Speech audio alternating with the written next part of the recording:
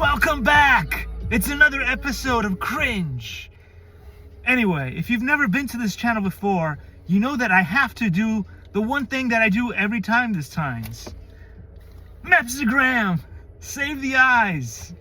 And now, back to the show. Look at it! Look at it! It's alive! It's alive and yet it's dead. It's dead! It's deader than last time, as they call it. Because it's got, what do you call it?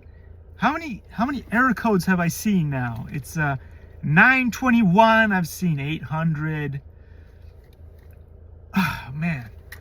What are we gonna do with this Cuda?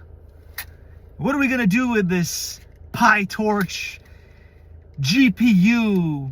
I don't know. Anyway, so Vector is half alive and half dead now. We can go inside Vector, and then I think I killed all of his audio, so now he can't speak. He's a mute, not a mutant. He's a mute. Anyway, this is the wonders of the technology that we have today. So I thought I'm gonna make this whole new cool thing, this operating system that runs on him with AI, because AI is the future, right? Eli the computer guy tells me that somebody told him that AI is the future. What is it, Meta people? Is it the Node.js people? I don't know. Somebody told Eli the computer guy that AI is the future. So I thought, why don't I try to work with AI? And so Vector is dead. Vector is mostly and officially dead. Well, not quite. I can still go inside him and make modifications, but none of them work. Most of them go back to error 921, not 67, which is what my other AI does on the computer, the other one. Anyway, what do you guys think about Cuda and PyTorch? You know what Cuda stands for? Barracuda. It's gonna bite you in the butt. And then PyTorch, well, it's the dumpster fire that has no end.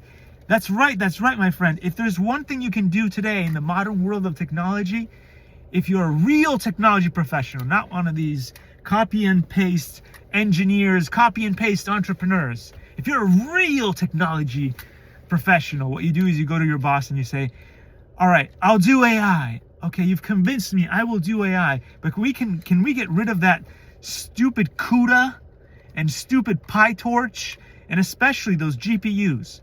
Why don't we just use something like, I don't know, TPUs, CPUs, and RAM? And if we can't use RAM because you can't buy RAM, we could use flash cards, micro SD cards. Have you heard of those?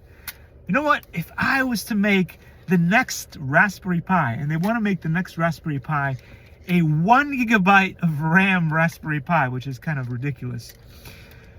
What I would do is I would make the Raspberry Pi 5 have at least 4 micro SD cards. Well, you need 5 really, because you need 1 for the main operating system, and then you can add maybe just have a whole battery of them. Maybe have an extra 8.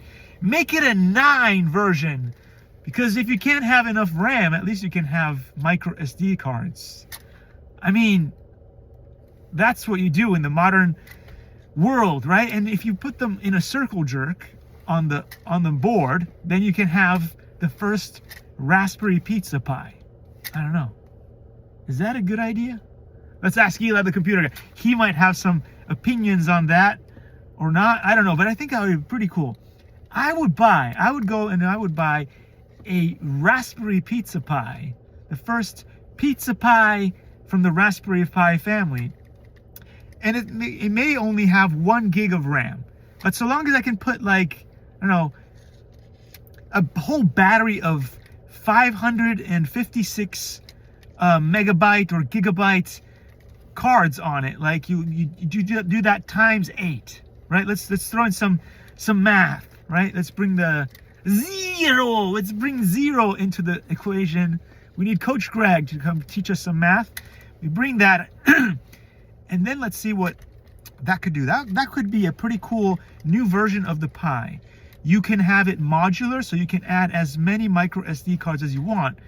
And you can set it up for, let's say, some applications that we find on our computers require multiple versions of Linux to run. So you could have Raspbian running as well as another distro of something else. You could have pboot. You could have Tiny Core. You could have them all running at the same time on one Raspberry Pi. So then you could dedicate the system and have specific functions that rely on a particular operating system. You could have QEMU running on a separate, and you can have all kinds of cool things and setups running simultaneously, because now you have multi-operational systems support, which none of the other Raspberry Pi have. And you can do that quite at low cost, because installing more slots for micro SD cards, pretty cheap. More RAM, after all the debacle that's going on right now in the markets, that's going to be a problem. So just an afterthought but they won't. This is why they all end up failing, because nobody wants to pay me to give them ideas. Nobody. Vector, will you come back to life? I don't know. We'll see you in the next video where maybe Vector will come back to life. But all I can say today is, among all the Aragua, I might just be the trendiest. That's diabolical! That's diabolical!